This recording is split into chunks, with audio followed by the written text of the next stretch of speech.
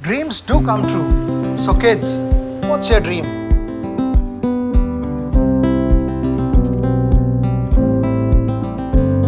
What more is new? So bright, colorful and new.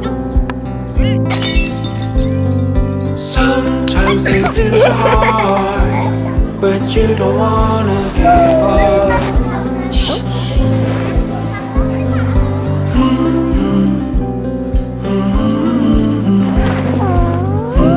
Hello. Hello. Hi. You can see my dream? Of course, because I too had a dream. Some days I dreamt of becoming a tennis player and some days a cricketer. To make their dreams real tomorrow, you need financial planning today. Choose from a range of child plans from Aegis Federal Life Insurance and help your child dream big.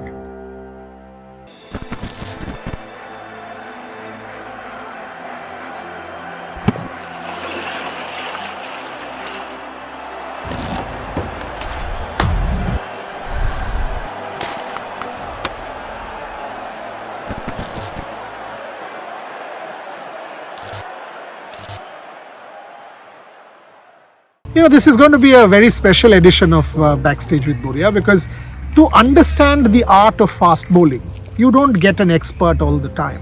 And especially, we all know that a left-arm fast bowler for any team makes a massive difference. So what is it that a youngster needs to learn? What is it that an Ashdeep Singh needs to learn? Who better than Alan Mullally to explain that? Alan, I just don't need to even speak. All over to you. What did Wasim Akram show you? Show us, because this is actually a bowling masterclass from Alan Mullally. Well, I was just showing that young gentleman about how a lot of youngsters, a lot of club players, even at first class level, how they hold the ball. And what did he do straight away? He's right-handed, so I can do it right-handed. He held the ball to first slip for it. That's his outswinger. But his wrist was straight, right? And I said to him, turn it that way. So if you look at the seam, if your wrist is straight, it's there. If you turn it, it's a different ball game then, literally. So when you get to the top, you get your wrist right behind the ball, and you, in the words of the great Wasim Akram who taught me, turn the door handle slightly, as if you're turning a door handle, but slightly. So your wrist is right behind that ball, so you get the full force of your wrist behind the ball with a strong wrist, strong hand, and it makes the ball swing. So will you get more movement because of that? You're helping the ball to swing. It doesn't always swing. You need certain conditions at times, but you are helping yourself. If the ball reverse swings, it helps. Okay, And then for the in-swinger to a right-hander, you hold the seam towards first slip. A lot of guys think, I'll hold it like that, or I'll hold it with the seam straight. There's the shiny side, there's the rough side, and it'll just swing. No, you've got to make it work with your wrist. The same with the in-swinger. You'll turn it around, have the seam towards final leg, and you don't just have the straight wrist, right? You lock your wrist. You make it work that way, right behind the ball. And that's what helps it swing and swing late. And do it with your My left hand? Yeah. My natural hand. Natural hand. It's a bit easier, just straight away, there you go. So to the right-hander, there's the in-swinger. Instead of having your wrist straight, thumb under the ball, 2 fingers, slightly past it if you want to, or together, whatever comfortable for you. There, lock your wrist. So you're right behind the ball. There. So not there, just straight down, lock your wrist, so you're right behind the ball. There's the outswinger, turn it around, first slip, seam to first slip, then lock your wrist, so you're right behind the ball. You're making it work, like that. Not just like that, but right behind the ball. But not too much. If it's too much, you're losing the force behind the ball, it becomes a slower ball. You just go, and that's why it's called practice. It takes lots of practice for some, not so much for others. So when so many different variations have now come into the game, but conventional swing, even today, when you see a good wicket where bowlers are getting swing, whoever the batter is struggling. Right? Yes, because the ball is moving. And did you know that if you can swing the ball, it's worth a yard of pace? So if you bowl 80 miles an hour, if you can swing the ball, that's like bowling 85 miles an hour. Move the ball. So talk about because batsmen have such great, or the bats these days, and reflexes, reaction time.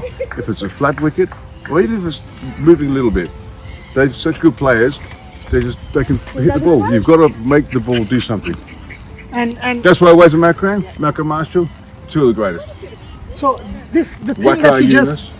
he just showed our viewers is something that Wasim Akram had first told him, right? Yep. And just Nice. tell us how it happened. We were playing Leicestershire, playing against Lancashire, and the game had finished, and I was on the balcony, and Wasm was on his balcony. He said, we've been friends for a long time, since I was 18, and he said, Spider, come on over, grab a ball. So he grabbed me a ball, and he was very simple, very basic. He just said, for my in-swinger to the right-hander, I hold towards first slip, I lock my wrist, turn door handle, that's the in-swinger. To him, that's was genius, it was easy.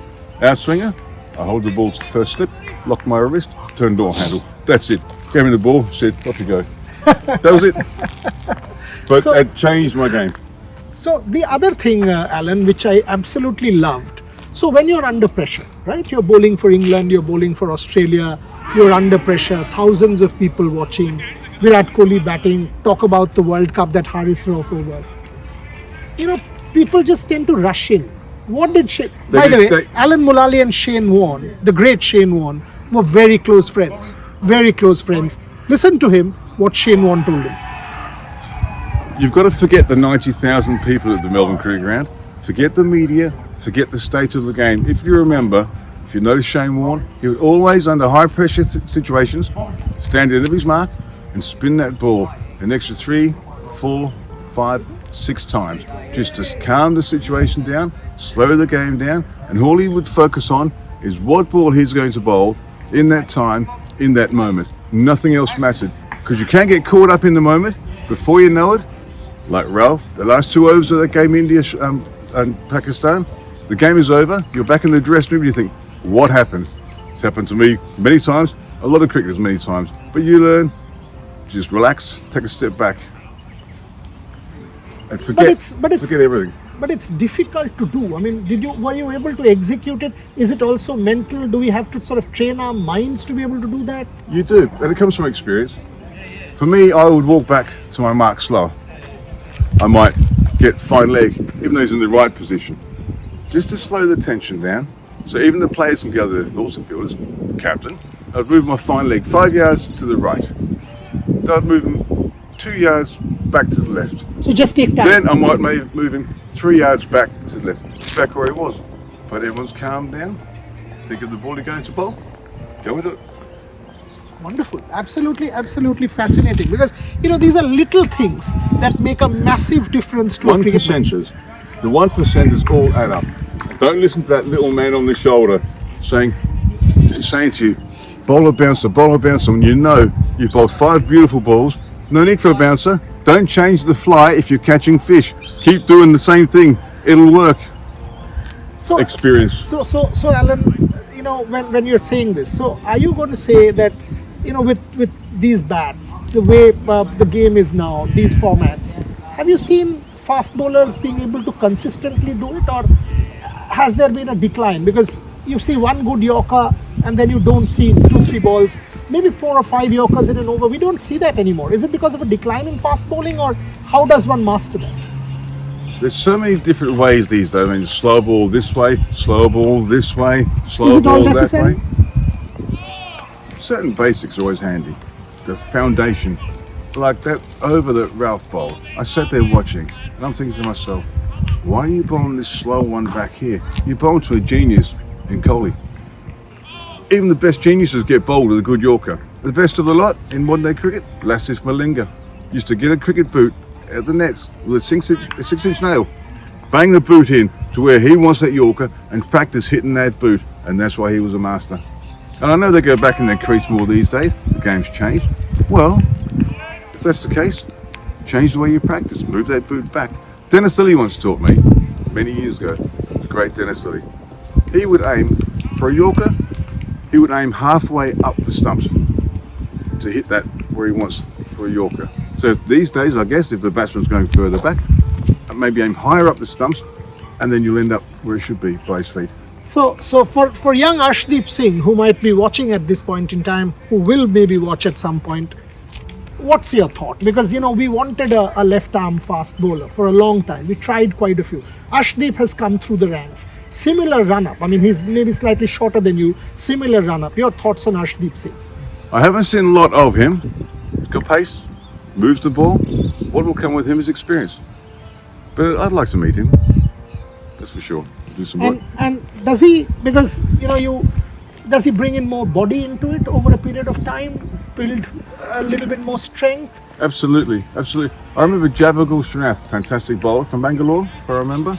He was a vegetarian and he was very slim when he started. And I had to get him to eat chicken because you need protein to build muscle. A test match burns a lot of calories, a lot of energy, and you need to build the muscle again.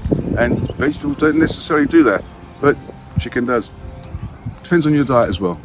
Pakistanis eat a lot of meat, a lot of chicken.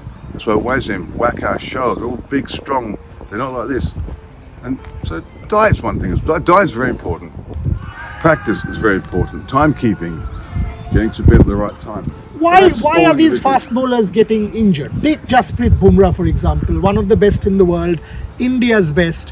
Why is back injury, stress? Can your thoughts on these frequent injuries? Medical science has changed a lot. But is it also because of his action? Yes, well, I think so. He's putting too much strain on his body. He walks in, and then he gets a bit of a gallop on, and then thump, it's all. And he's quick, but it's all through his body. He's got it, like Dennis Lee, the great man, once again. So it's like an aeroplane taking off, and you're at full speed to get up into the air.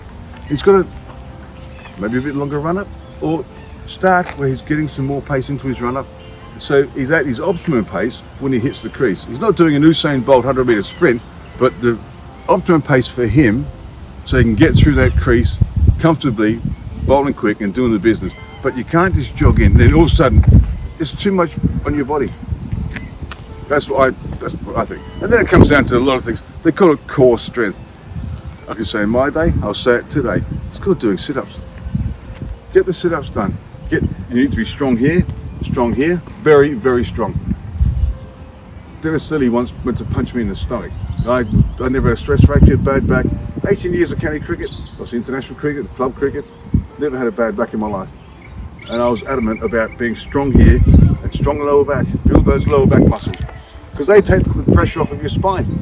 So the muscles do the work, not your spine. If they're not doing the work, your bones do. Here come the stress fractures. And then the operations with the pins and needles and screws put in, and that's the last thing you want. And I don't like needles, so I'd rather do sit-ups. On that note, he doesn't like needles, but his dog wants food. And we are here in the park. Bobby wants his food, but it's been an absolute pleasure. Absolute pleasure speaking to Alan Mullally. And I hope any youngster watching this would have learnt a lot. Thank you very much for watching.